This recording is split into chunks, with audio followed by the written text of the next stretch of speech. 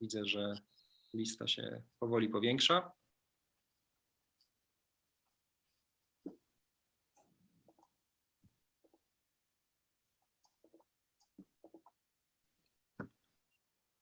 Jeśli Państwo do nas właśnie dołączyli, to tylko informuję, że jesteśmy na wideokonferencji z zarządem grupy Pepco.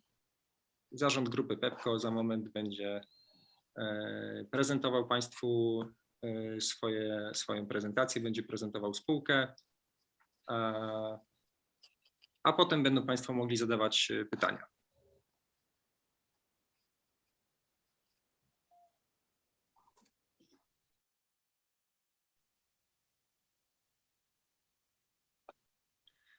Dzień dobry Państwu, witam jeszcze raz. Myślę, że już możemy zaczynać. Minęła już dobra minuta. Zasady naszego spotkania dzisiaj są takie, następujące. Jest z nami zarząd grupy Pepco, pan Andy Bond jako dyrektor generalny grupy. Jest z nami również pan Nick Wharton, który jest dyrektorem finansowym grupy. Jest z nami również Matt Ankers, który odpowiada za relacje inwestorskie. To do niego Państwo pewnie będą w przyszłości kierować pytania, jeśli spółka będzie spółką notowaną na giełdzie. No i cóż, na dole Państwa ekranów jest taki przycisk Interpretation. Tam trzeba sobie kliknąć język polski, żeby słyszeć tłumaczenie w języku polskim, bądź mogą Państwo wybrać OFF, jeśli Państwo chcą słyszeć ścieżkę oryginalną bez żadnego tłumaczenia. No i myślę, że możemy powoli zaczynać. Jeszcze tylko opowiem o tym, jak posługiwać się kwestiami pytań i odpowiedzi na naszym czacie. Żeby zadać pytanie po zakończeniu tej prezentacji, należy kliknąć w ikonkę Q&A, która również jest na dole Państwa ekranów, i tam wpisać pytanie. Te pytania będą odczytywane i później będziemy je Państwu, zarząd będzie na te pytania odpowiadał. Andy, oddaję głos. Andy, the floor is yours. Great. All right. Well, good afternoon and thank you everyone for your time today. Really, it's a pleasure to present to you. I'll just introduce myself again. I'm Andy Bond. I'm the Chief Exec of the Pepco Group.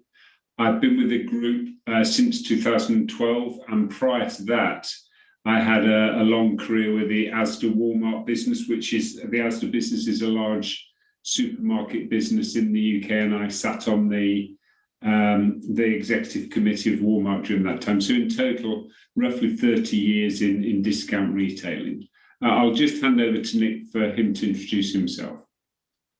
Good afternoon, everybody. I'm Nick Wharton. I'm the Group CFO of Pepco. I joined the business in 2018 and like many retailers have got an extensive career in retail. Most notably for me, I've spent the last 15 or so years sitting on the boards of UK quoted retailers. So I was the CFO of Halfords, which is a leisure business, and then most recently Superdry, which is a fashion business, and I also spent 4 years as the chief executive of Dunelm, which is a homewares business. So a decent amount of retail and public market experience. Great. Well, look, we'll give our presentation in just a second. I'll bring it up, but just to reassure you, you're going to get exactly the same presentation as the one we've given to institutional investors over the last number of days. So let me just bring it up on screen. I actually can't share at the moment. You need to match it. You need to give me the ability to share my screen. Yes, please try now. Yeah, I've got it now. That's fine. Okay, so Nick, that's up, I think. Oh. Excellent, although a bit skewed to the right. Yeah, I think I've got the same problem as last time, actually, with the screen not working properly, to be honest. Let me see.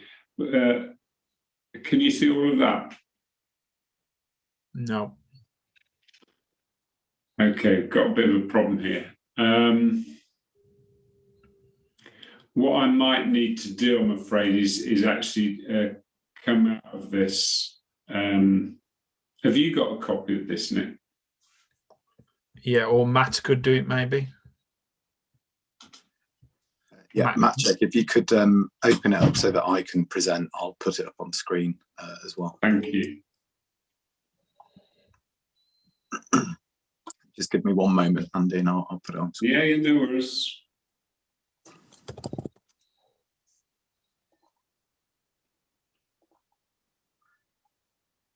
Andy, I think you can introduce the company anyway. Yeah. No, well, I'll wait actually because it's part of the sort. It'll only be 60 seconds, I hope.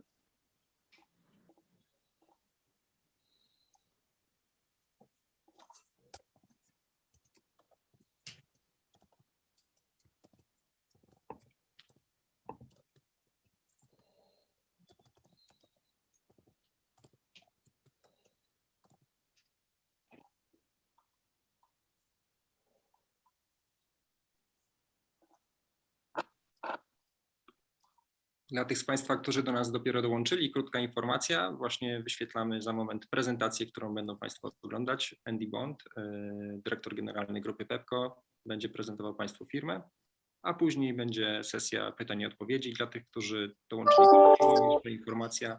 Na dole Państwa ekranu jest ikonka Interpretation. Tam trzeba sobie kliknąć, wybrać język angielski lub oryginalną ścieżkę audio, żeby przysłuchiwać się naszemu dzisiejszemu spotkaniu. Później po spotkaniu, po prezentacji przewidziana jest sesja pytań i odpowiedzi. Pytania będziemy zadawali poprzez ikonę Q&A.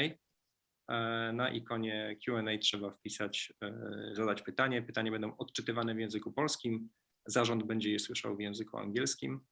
Będzie odpowiadał w języku angielskim, a Państwo będą słyszeli tłumaczenie odpowiedzi w języku polskim.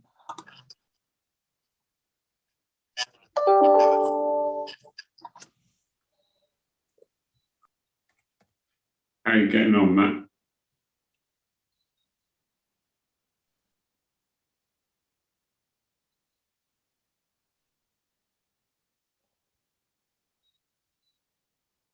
Matt is back.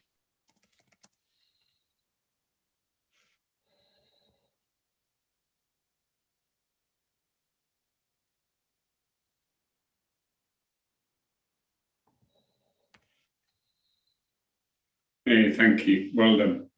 Okay, look, apologies for that. I'm having a few technical difficulties. So, look, welcome to the Pepco company. Our ambition is very clear to be Europe's preeminent discount variety business, and we feel we have an opportunity to grow a business that will be delivering over €1 billion EBITDA in between 5 and 7 years. Do you want to flip on the slide, please? In terms of the offer, which we've just skimmed over a page there, we won't be answering any specific questions on the offer today, but what we will be doing is you can be pointed in the direction of PKO if you have any particular questions there, please. Next slide. And next slide again.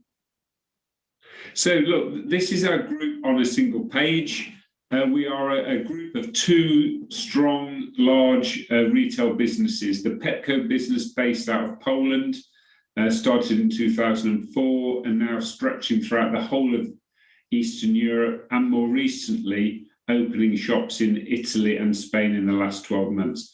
Whilst we are present in the whole of Eastern Europe, we still feel there's a lot of growth to come from Eastern Europe before we need to expand too much into Western Europe. And then the Poundland Deals business, and let me explain, that is one business but with two names. The reason for that is simply that we don't want to launch the Poundland business into Europe under the Poundland name. We prefer to use the Deals name.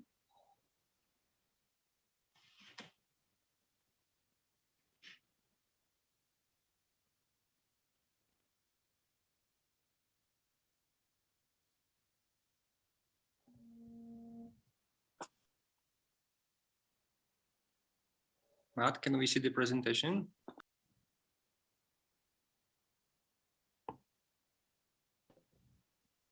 Apologies, it's just crashed. I'm just loading it again.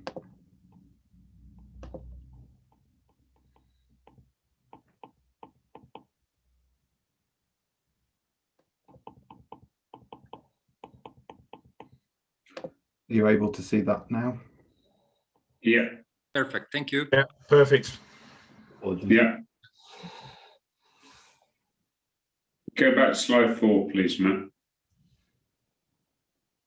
Okay, so on the left-hand side, you have the financial performance of the company, and the most noteworthy number there is the over 20% profit growth every year for the last number of years.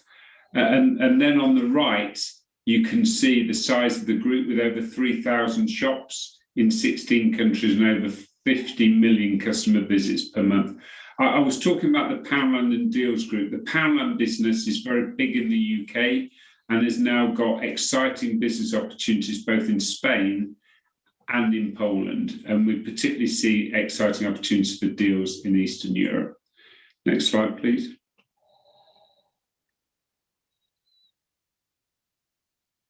So a little bit more about each of the two main business or operating companies. It's important to say that they have a lot in common, hence the reason they sit well within the group.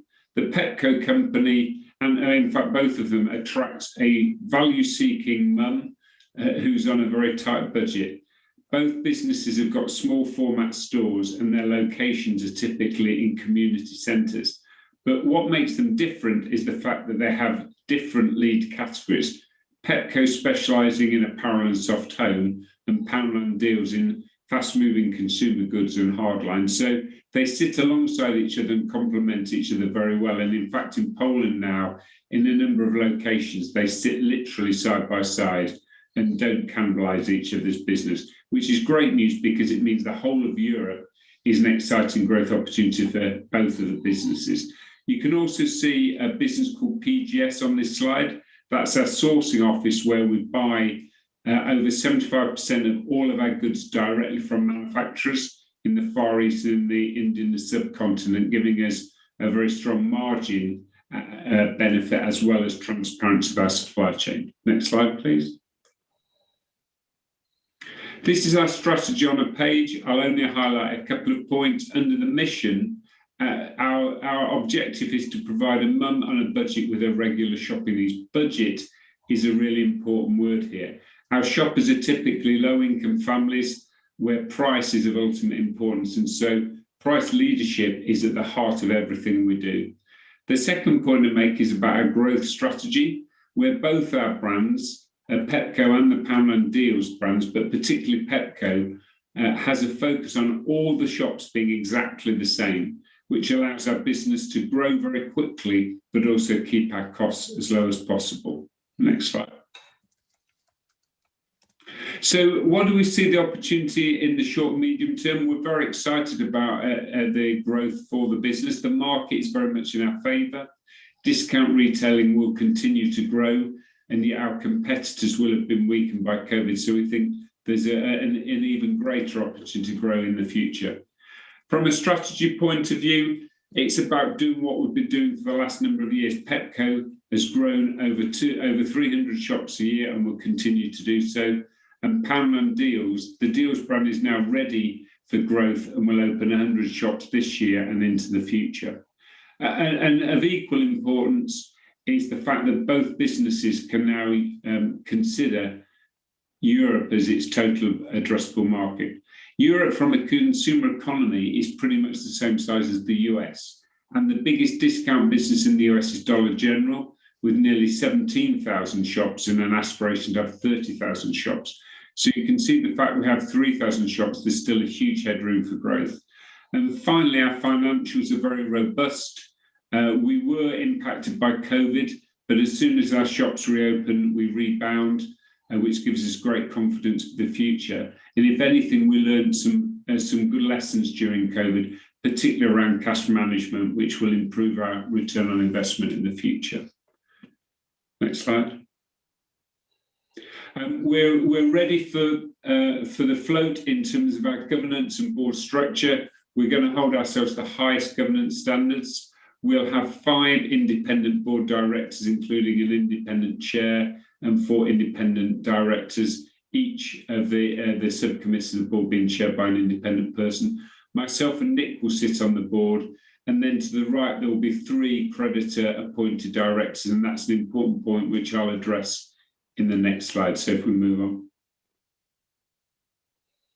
So I'm sure there are lots of questions about Steinhoff and its relationship with our company. I'll make 2 important but broad statements here. Firstly, immediately post the collapse of Steinhoff, our business was ring-fenced both financially and operationally, and we've had no relationship with Steinhoff throughout the last 3 years.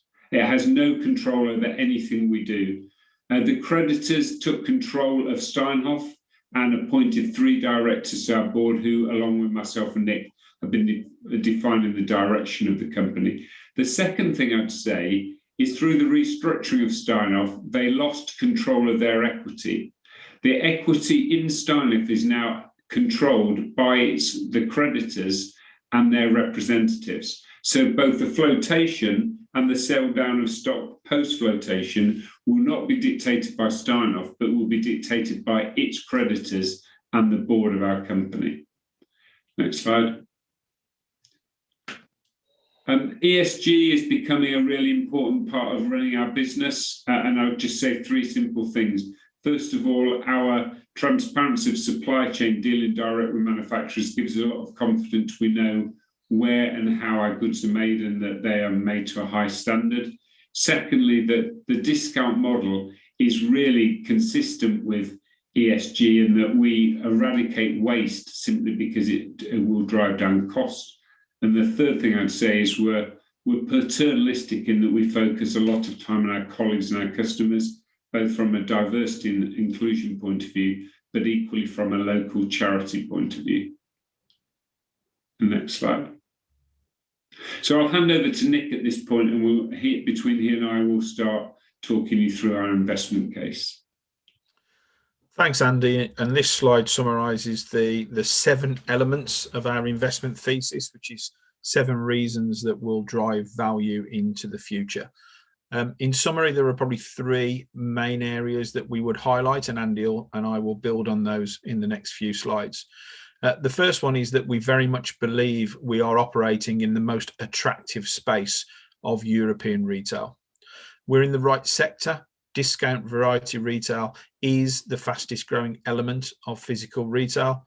And secondly, we are in the right markets. Our addressable market is the whole of Europe now, we believe, and naturally that is a sizable market of over 500 million consumers, and all of those markets, for differing reasons, have favourable growth and macro fundamentals. The next reason to invest is around overall quality. Our proposition is market leading in all of the markets in which we operate, and we believe those markets are also that position is also defendable. We will continue to invest in our customer proposition to make it stronger each year. And secondly, the financial delivery of the business is also best in class at both the operating business level, but also at the group level. And finally, we have a very clear executable strategy centered on at least 20 years of low risk store expansion potential for both our Pepco and Dealz retail brands. And importantly, all this growth can be funded from our internal cash generation. So taking each of those in turn, firstly looking at our space. So as you can see from the headline on this slide, our total addressable market is 130 billion euros currently, and is forecast to grow at over 3% per annum all the way through to 2025. This slide splits our addressable market into 2 segments. On the left-hand side, you have apparel and general merchandise, which is the entirety of the Pepco proposition in Central Europe, and is 2/3 of the Poundland Dealz propositions in terms of being 2 of the 3 categories that they sell. So what you can see, this is a substantial market of about 100 billion euros now, growing at 3% on average. But if you look to the bottom of the bars, you can see the blue elements, which is our existing Pepco Central European markets. It's the area where our brand is at its strongest, and it's the area where the growth in those markets is also at more than 4% at its strongest. So where the market opportunity is the biggest, our brand strength is the greatest. On the right-hand side, you have the grocery aspect of our markets. This is a very specific grocery mission that we are addressing. Our customer, that mom on a budget, is looking between her big shops, which you'll probably do at a supermarket or a hypermarket, is looking for a convenient top-up shop. But the key thing here is she is still looking for branded goods, not own branded goods. And that is a market which currently totals 34 billion. It is the fastest growing market segment of grocery, and that will grow at 3% going forward. Finally, a slide in terms of e-commerce. And in summary, we would say that we don't believe that e-commerce is a strategic threat to our business as we sit here. And the reason for that is it just does not work for our customer. And that's ultimately important. So our customer, how she wants to shop is she wants to shop frequently. 60% of Pepco shoppers shop at least 3 times a month. On each visit, she wants to spend a relatively small ticket. So around €7 is our average basket. And she also wants to pay in cash. More than 50% of the transactions in Pepco, even during COVID, were paid for in cash. So we are providing the convenience and value that she is looking for. In Poland, we have more than 1,000 Pepco stores. In the UK, we have more than 800 Poundland stores. So they are convenient. And we are the price leader in the market. So we are delivering value at the entry point, which is even stronger than e-commerce. So for those reasons, we don't think our business model is threatened in the near term by e-commerce. However, we will look during the balance of this calendar year to see whether or not actually e-commerce is an opportunity. And it would be an opportunity if we could attract new or higher spending customers into our business model. So we will test that in both the Pepco and Poundland brands in the balance of this year. Finally, for me, just in terms of the macro attractiveness of the model, working from left to right. So Europe clearly is a substantial market, more than 500 million consumers, a discount retail market that is the same size as the US. And the biggest operator in the US targets 30,000 stores. We currently only have 3. In terms of the midpoint, the GDP characteristics of each element of the European market are attractive in real terms, whether we're measuring growth or growth in disposable income.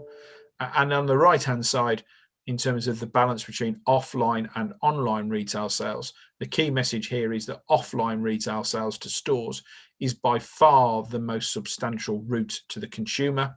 And in all of our markets, that offline store sales segment is forecast to grow healthily all the way through to the middle of the decade. Thanks, Andy. Back to you.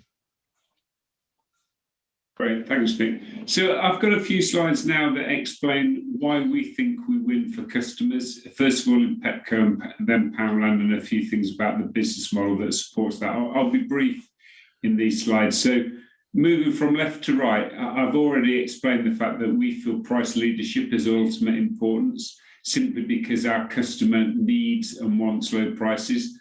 On the left there, you see the price basket for children's wear versus our main competitors. And the highlight there is that we are the lowest price based on a basket survey. To the immediate right of that chart are some statements. They describe what customers say are the main reason they choose where they shop. So low price being the most important factor and store I like and trust being the least important factor. And the rosettes just state that we come first amongst competitors on the things that are most important for customers. To the middle of this slide, I mean, I've always been taught and believe that if you want to keep growing your sales per store, you need to continually improve your offer. And there's some examples of things we're doing right now. So starting at the top, we're introducing some third-party brands in some categories to gain sales and credibility. To the middle, perhaps one of the more significant things we're doing right now is introducing a good, better, best price hierarchy, which means that we're introducing higher price point but equally exceptional value items in some of our core categories. And finally, we continue to drive core trends. So with COVID having kept people at home over the last year, athletics, leisure wear has seen a real boom, and we've done tremendously well partnering with a social media phenomenon, Cardio Bunny. And then on the right, just some examples of the operational improvements we're making behind the scenes to both drive sales up and costs down. So we're relaying all of our shops to give more space to high growth general merchandise categories, and at the same time, just generally putting more product on the shop floor. And at the same time as that, some supply chain improvements, which will improve the flow of goods, and in doing so, improve customer availability whilst lowering inventory and cost levels. Next slide, Matt.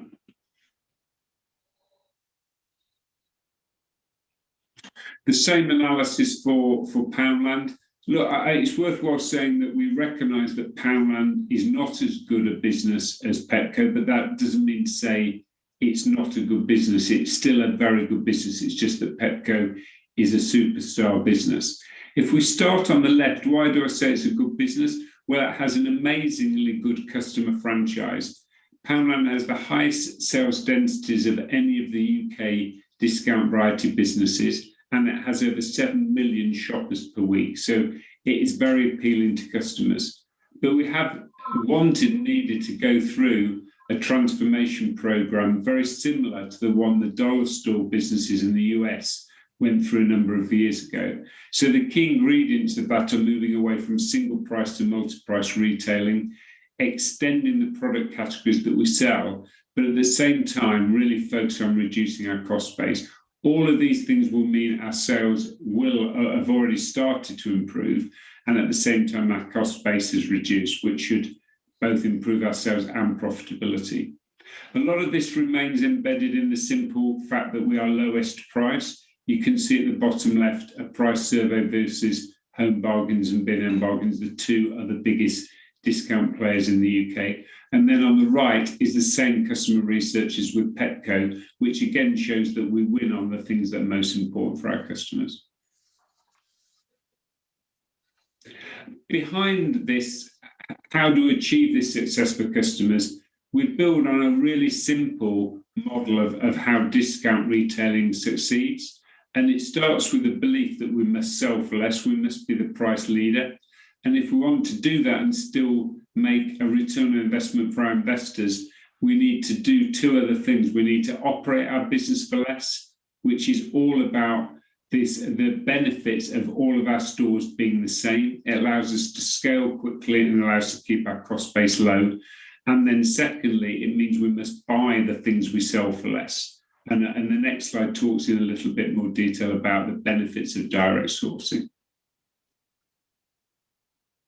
So this chart illustrates the benefits of going direct to manufacturers rather than going through middlemen. So at the bottom in red, you can see the steps along the supply chain for an indirect sourcing model. And you can see where the margin is leaked away and the disbenefit of that versus a direct model. And on the right, you can see the significant margin benefits achieved through this direct sourcing model.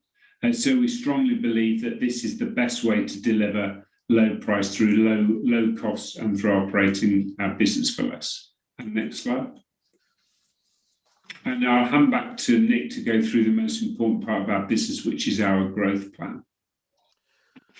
Thanks, Andy. And firstly, looking at the quality of the returns we achieve on the expansion of both our Pepco brand and our Deals brand, which both we believe can be expanded across the entirety of Europe with at least 20 years growth opportunity ahead of us at our current rate of store openings. So starting with Pepco on the left, what you've got here for 6 Pepco territories for 2019 data is the post-tax payback measured in months that we achieved for stores in those countries. The blue circle is the 4-wall EBITDA on average in that country, and then the grey circle is the return on invested capital. And what you can see there is not only the absolute quality of the returns with average ROIC at above 70%, but also the consistency of the returns across countries. So despite the fact that Poland has substantially more scale than some of the other markets, because we apply consistently the proposition into every market without tailoring the offer at all, and therefore maximising the operating efficiencies that we get at scale, we deliver very, very similar paybacks across all of our core markets. On the right-hand side, you have deals, and what you can see there is in the left-hand block, you've got the paybacks post-tax that we were achieving in 2019 on the right-hand side, where we envisage those paybacks will improve to by the scale that we'll have by FY22, which is about another 250 stores as we open 100 stores a year going forward. And what you can see there is the paybacks are already very good by retail standards. But again, through the economies of scale, increasing brand awareness, etc., we think by 2022 we'll be achieving about 50% return on invested capital in Poland and 40% in Spain. So very, very healthy returns, and which will continue to increase and improve as we build the footprint of that brand. Just a slide now on two recent developments in terms of store openings of the Pepco brand, which give a strong support to our confidence that we can grow this brand on a pan-European basis. So in the last 6 to 8 months, we've opened our first store in Western Europe, in Italy, and we've opened our first store outside of the EU in Serbia. Taking Serbia first, Serbia is really a test of our logistics and administrative capability in terms of being able to trade outside the EU. And what you can see there in terms of the top graph is the performance on a weekly basis against our internal sales budget. In week 10, COVID restrictions were introduced to Serbia. Before then, we were more than doubling and achieving more than double our targeted sales numbers. So a fantastic performance from the brand as it landed outside the EU in Serbia. To the left-hand side, you have the same graph for Italy. The COVID restrictions in Italy, and our stores are all based in the north of Italy, were introduced in week 6, which did involve weekend store closures. Before those restrictions came into play, we were beating our sales budget by about 45% each week on average. Just stepping back in terms of Italy, the confidence that the Pepco brand will work in Western Europe, including but also beyond Italy, is based on the strength that we have in Central Europe being translated into a Western European market. So the reason the Pepco brand wins in Central Europe is that we sell Western European quality and design of product in a Western European quality of store environment, but we sell at market-leading Central and Eastern European prices. So we deliver some value in the market, but equally we deliver brilliant product. Translating that to Western Europe, the product will be representative of the local market. The store environment will be very representative of the local market. But because we are selling at Central and Eastern European prices, we will be delivering massive value to the consumer in those markets. And our logic is, from a business model perspective, that will drive significant sales volume, which will more than compensate for the higher operating costs in Western European markets, which is primarily around the cost of labour and the cost of retail property. And if you look at the chart to the middle of this slide, you can see how this is panning out so far for both Italy and Serbia. So the chart on the left is the average number of customers we are generating a week. And even though we've only been present in Italy for a very short period, we're already generating about 3,000 transactions a week in Italy, which is very similar to the Pepco average at 3,175. But on the right-hand side, you can see where this strategy is really working. So over this period of time, the average basket size in Pepco was €11 across the whole of the Pepco estate. In Italy, because of that standout value we are delivering and the fact that the customer is slightly more affluent while still looking for value, the average spend on each visit was €20. Just to be clear, Italy is very attractive, but the whole of Western Europe is attractive. But we will start by entering the slightly less competitive markets of Southern Europe. We've already opened our first store in Spain, and we'll continue to expand in both Spain and Italy in the balance of the calendar year. Just looking at our rollout plan on a page. So this moves from left to right. At the end of September last year, we had 3,000 stores across the group, of which 2,100 were Pepco branded. And by the end of this rollout aspect of the plan, we're targeting in 20 years' time to have 11,000 stores.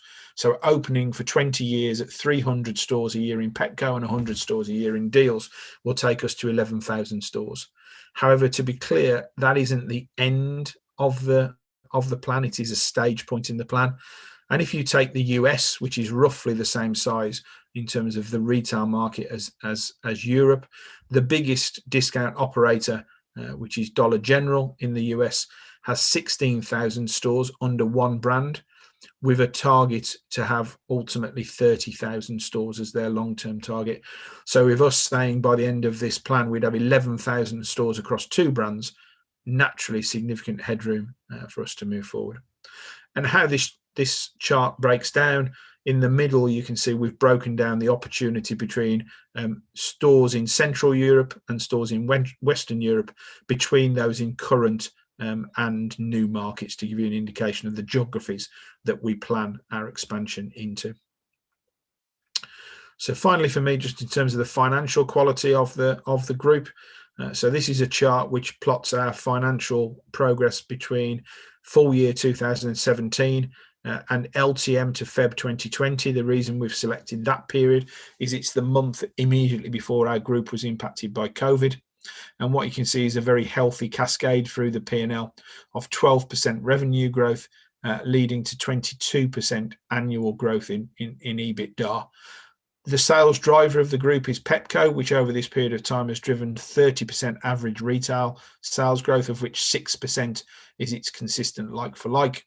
And we've delivered operating leverage, as you can see on the EBITDA perspective, through both of the businesses, but particularly Poundland Deals, which has an extensive cost reduction opportunity centred primarily on the reduction of store rents at the point of every lease renewal.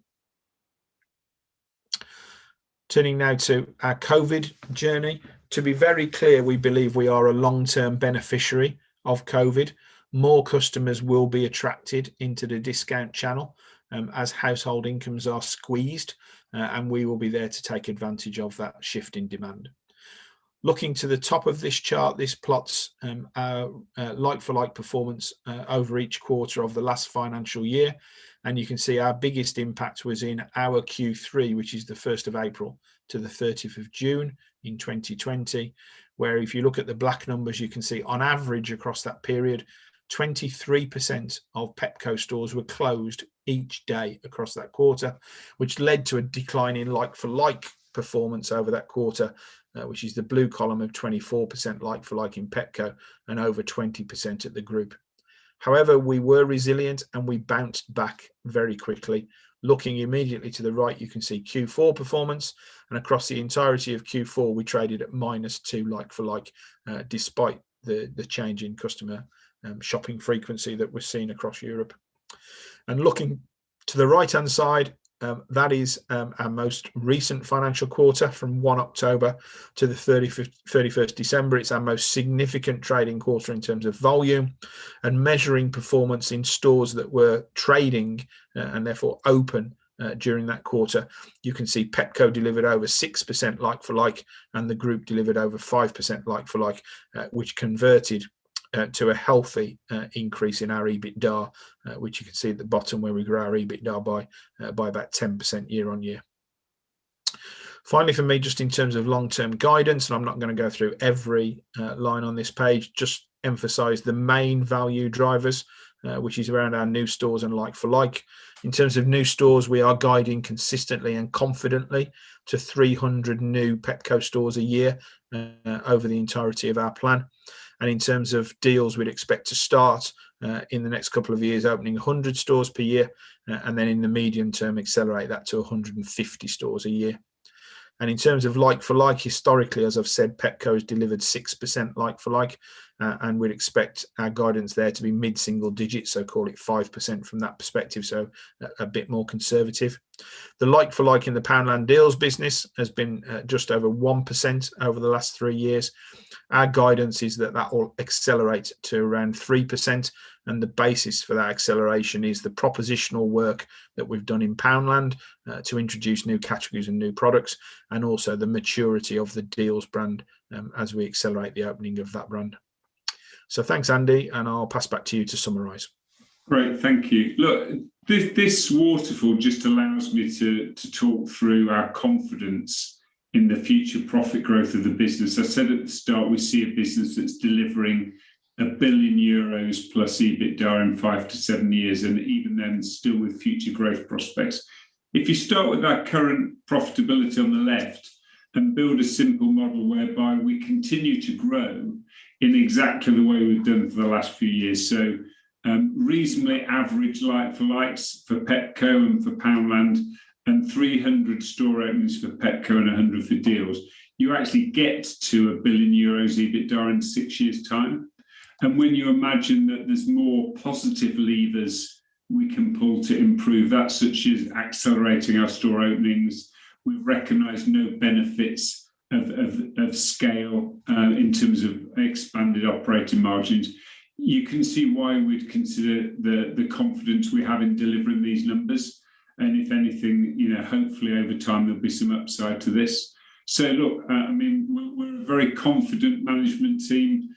We're very optimistic about our prospects for the future. So with that, we'll close the presentation, please, Matt, and we'll take questions. And I'm sorry again for the technical difficulties we had at the start of the presentation there. Dziękuję, Andy. Dziękuję bardzo Państwu za prezentację. Teraz przechodzimy do sesji pytań i odpowiedzi. Przypominam, w panelu Q&A można te pytania zadawać. Mamy już ich całkiem sporo. Widzę, że dochodzą do nas również pytania, które są zadawane na YouTube. Przypominam, że można do nas cały czas dołączyć na przykład na Twitterze lub na Facebooku Strefy Inwestorów. Znajdą Państwo informacje, jak to zrobić. Tam jest link bezpośrednio, można do nas dołączyć i zadawać pytania. Pierwsze pytanie pan Łukasz Stępniak zadał u nas na czacie. Pepco będzie testować rozwiązania e-commerce w drugiej połowie 2021 roku. Czy testy będą prowadzone w Polsce, czy na rynku brytyjskim? Kiedy mogą ruszyć testy e-sklepu w Polsce? Andy, ja myślę, że tutaj jest też dobry moment, żeby wyjaśnić, jakie jest Wasze podejście do e-commerce'u obecnie. Yeah, well, look, I'll attempt to answer that. I think Nick was very clear in his perspective that we actually don't think that e-commerce at the moment is a threat simply because our customers do not see it as a real attractive proposition in the context of a basket they spend with us of €7 to €8 and a cost of delivery to home being €3. So we're not looking to try e-commerce solutions out of a concern that our core business is threatened. We're trying it as much as anything to see if there's a future opportunity for bigger spending customers with us. Therefore, we don't anticipate any immediate change in strategy if we do at any point in the future. As far as where the trials will be, both the Pepco business and the Poundland business are trying different propositions, but I'm not going to talk in detail about what they are and when they'll sort of outcomes, but they're ongoing, and I'll inform people as and when we gain results.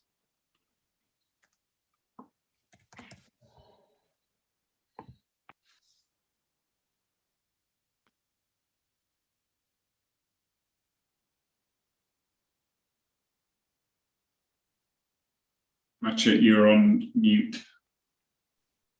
Przepraszam, oczywiście pytanie było takie od naszego użytkownika na YouTubie. Jaka jest oczekiwana wartość firmy w przyszłości i gdzie widzicie firmę za kilka lat, czyli jaka jest strategia wzrostu? Well, look, I think we've been very clear what our operational growth strategy is. As far as how that translates into share price, the market will dictate that.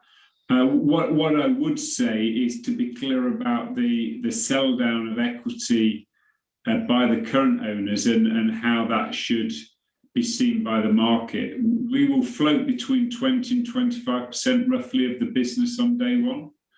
meaning that the current shareholders, which the process is very similar to the flotation of a private equity-backed business, with the intent that in the long term, 100% of the equity will be sold.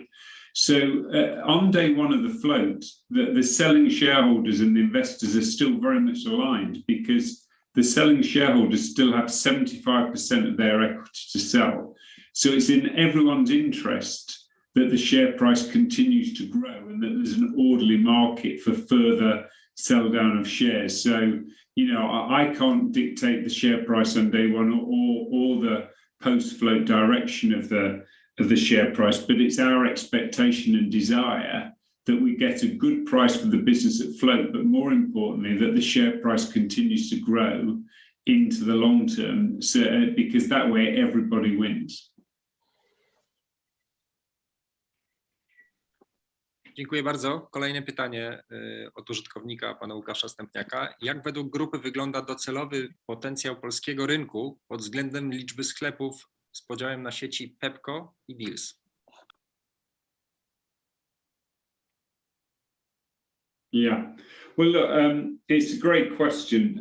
All of the numbers that Nick presented have actually been verified by an independent third-party strategy consultant, and we would judge that they're in general very conservative. They view that we have a potential to have 1,400 to 1,500 total Pepco shops in Poland. That means an extra 300 or 400 compared to today.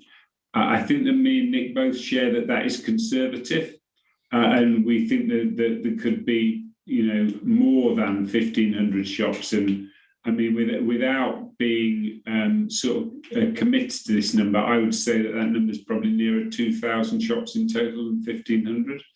As far as Deals is concerned, I mean, the number of opportunities will expand as our confidence and model for that business improves.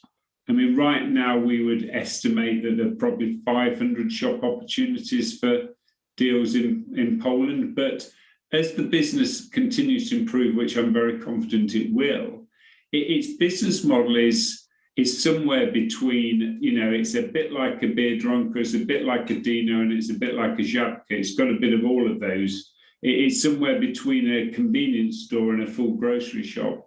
And you know, each of those businesses has expectations to have 3,000-4,000 shops in Poland. So, you know, I think over time our expectations for that business will be substantially greater than they are today. And I would like to think if it's a success, it has similar numbers of stores to a Biedronka or a Dino over time. Dziękuję. Pytanie od użytkownika, który ogląda nas na YouTubie. Otworzyliście niedawno sklepy w Serbii, w Hiszpanii, we Włoszech. Kiedy pierwsze otwarcie w Austrii?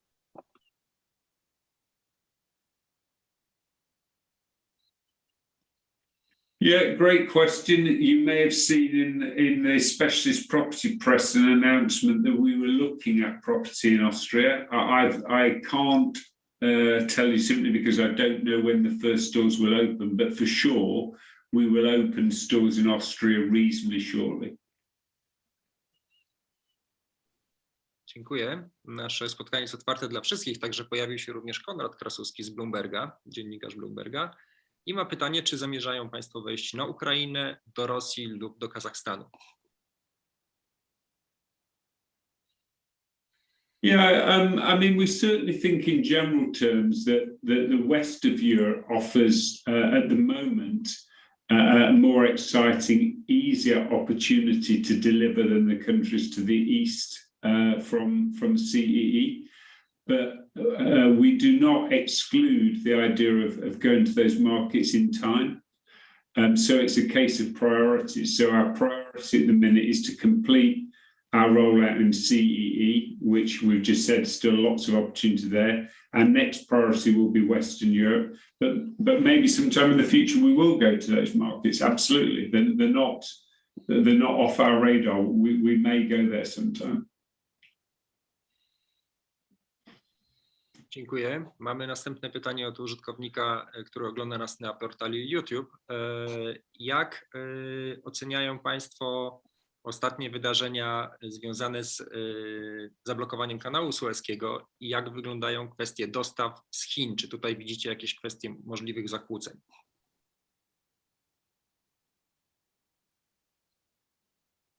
Yeah. Again, a very good and very well-informed question. I mean, there are two different aspects there. The Suez problem just disrupted short-term supplies of a lot of goods into Europe, including our business. There is a more medium-term issue, as the person is informing us of, whereby the costs of deliveries from China have escalated dramatically, which is causing a mixture of cost prices going up and also just certain delays in deliveries. In reality, what's happening in our business, you're seeing some degree of short deliveries of products, particularly to the Pepco business, sorry, the Poundland business, I should say, things like the gardening range for summer, the DIY range. It's impacting Pepco less. Where both businesses are being impacted is in the cost of those deliveries. And we're very comfortable at the moment we can continue to deliver our profit numbers whilst not increasing retail prices. But if the current levels of freight charges were to be sustained for some years, at some point we would have to consider increasing our prices, but we do not anticipate that outcome. We think the freight charges will start to reduce again. Dziękuję. Kolejne pytanie dotyczy tego, jak wyglądają Wasze ewentualne korzyści bądź przewagi związane z tym, jak wygląda rynek nieruchomości obecnie, rynek nieruchomości komercyjnych, jak wyglądają Wasze kontrakty.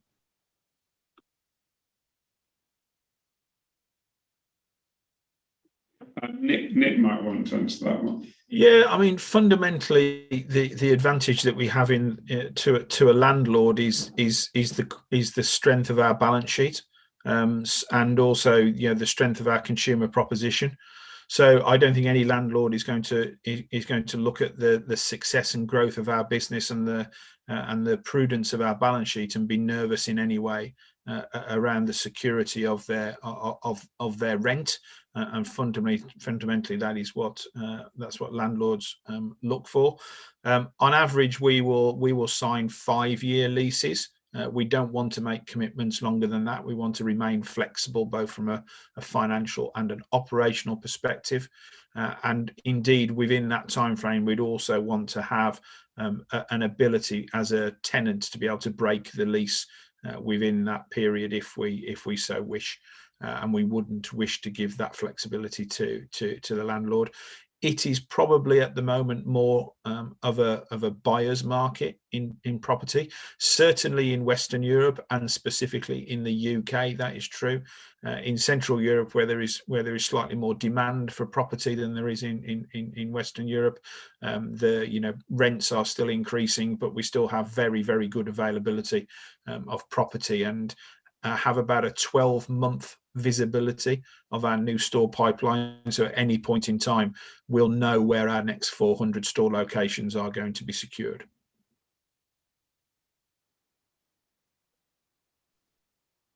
Dziękuję, Nick.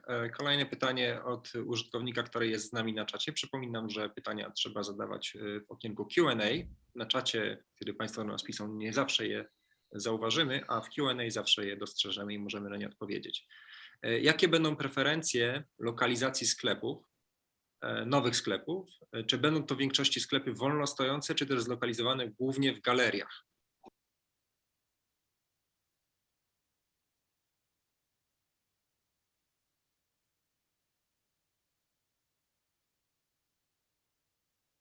Look, I mean, we're very open-minded about all sorts of locations, and we've managed to prove that our business works in all locations. I'm assuming that part of the reason for asking the question is the fact that across Europe, but most importantly in Poland, shopping centres were closed for an extended period of time through COVID. And does that mean that those stores have more risk? In my view, it's too early to say that shopping malls in the long term offer more risk. So at the moment, we're not changing our overall philosophy that says we'll open shops in all kinds of location. And we're certainly not going to start avoiding shopping centres. However, if shopping centres long term do demonstrate that they are more risky, we may have to reconsider our property strategy. Dziękuję. Kolejne pytanie dotyczy cen. Andy wspominał, że zmieniają się koszty dostaw. Skoro koszty dostaw się zwiększają, pojawia się inflacja w Europie. Czy postrzegacie jakieś ryzyko tego, że w którymś momencie klienci przestaną akceptować ten poziom cen, który może się pojawić? Jaki jest ten próg?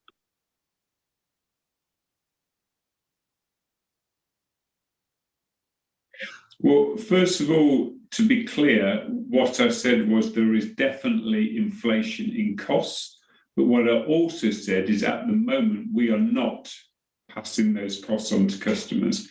We feel that we've got enough efficiencies that we can achieve in our own business to not pass those costs on to customers. However, I do think it's true that in general, across retail, we're likely to see inflation in the next 12 months.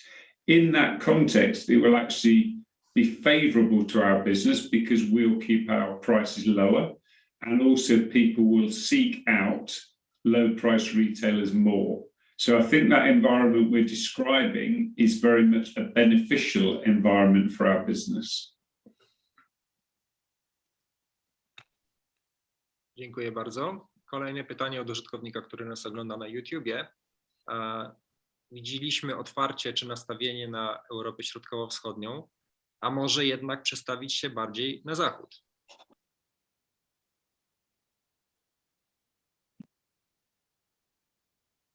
Sorry, can you say that again? Pytanie brzmiało, czy nastawić się bardziej na rynki Europy Zachodniej niż na rynki Europy Zachodniej? To be more westwards. Yeah, great question. Yeah. Look, I think Nick mentioned the fact that we have opened in the last 12 months stores in Italy and Spain. So I think we are very open-minded about opening stores in Western Europe. But what we don't want to do is we've got far too good a business to need, and far too many opportunities in East Europe to need to accelerate the store openings in Western Europe too quickly. We will accelerate them as soon as we feel confident that they'll deliver the excellent returns we get in Eastern Europe. But for sure, to be clear, we are very open-minded about Western Europe, very open-minded.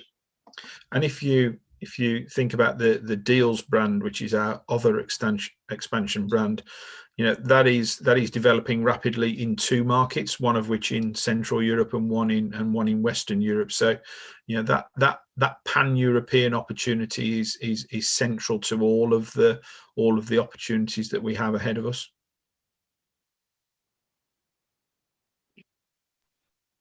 Dziękuję bardzo. Pytanie od Konrada Krasuskiego, agencja Bloomberg, jest z nami również. Jak idzie roadshow? Jakie jest zainteresowanie inwestorów instytucjonalnych? Well, I'm not going to give you the detail, but the headlines is very good. You know, there's very strong interest. Myself and Nick have presented to, oh gosh, in total probably 100 investors already, and by the end of the roadshow on Thursday, we'll have presented to maybe 200 investors. And they represent US, UK, CEE investors, long only, hedge funds, sovereign wealth funds, all kinds. And in general, there's a lot of excitement, and fundamentally, it's because we offer something quite special, a bricks and mortar retailer that has shown and will continue to show tremendous growth. You know, I think that people are very excited by that. Dziękuję. Jeszcze jedno pytanie od użytkownika z internetu, który ogląda nas na YouTube. Czy myśleliście o tym, żeby rozszerzyć portfolio produktów w sklepach marki Pepco, co pomogłoby uniknąć zamknięć tych sklepów w lockdownie?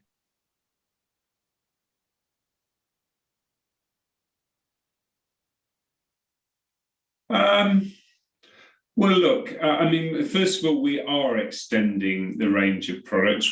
As I said in my presentation, we're extending the range into higher price point merchandise. We're extending the range into new categories. But do I see a situation where Pepco will be fundamentally selling lots of products that will deem it to be essential? Probably not. You know, but the reality is that a lot of our customers are showing that they're willing to wait for our stores to reopen. When we do reopen stores, they're trading very, very well, which indicates people are waiting for us to reopen. And the other thing, by the way, is remember quite a lot of our stores were closed simply by the location they were in. So, you know, I think it's unlikely we'll suddenly become a grocery business purely to avoid needing to close during COVID. Dziękuję bardzo. Tylko przypomnę, że zostało nam tak naprawdę 4 bądź 5 minut na ostatnie pytania, więc mamy tutaj jedno pytanie takiej natury ogólnej. Czy Andy widzi możliwość, albo jak Andy widzi możliwość wejścia spółki do indeksu WIG20 w Polsce, czyli największego indeksu największych spółek?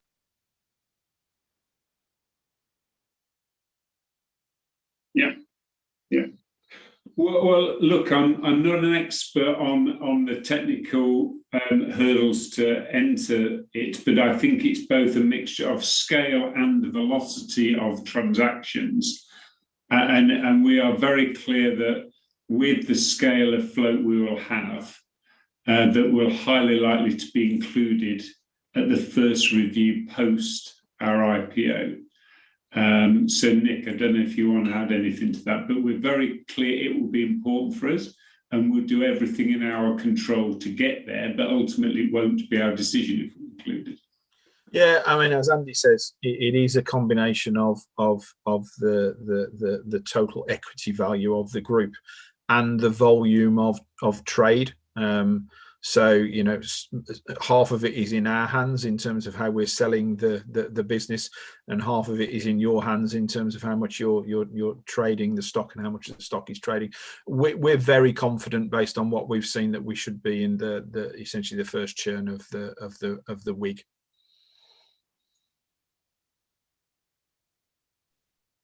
Dziękuję. Widzę, że nie mamy na ten moment więcej pytań, a zostały nam 2 minuty, więc może dajmy szansę tym, którzy chcieliby je jeszcze zadać. Poczekajmy, być może jeszcze ktoś się zdecyduje szybko napisać pytanie. Ja przypominam, że zarząd jest teraz na spotkaniach z inwestorami, tak jak teraz z Państwem.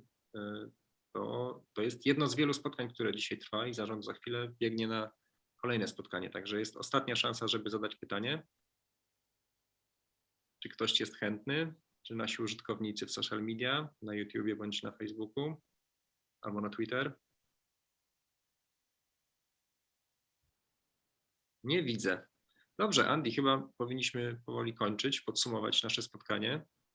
Przekazuję głos. Yeah, well, look, thank you, and thank you for comparing this much.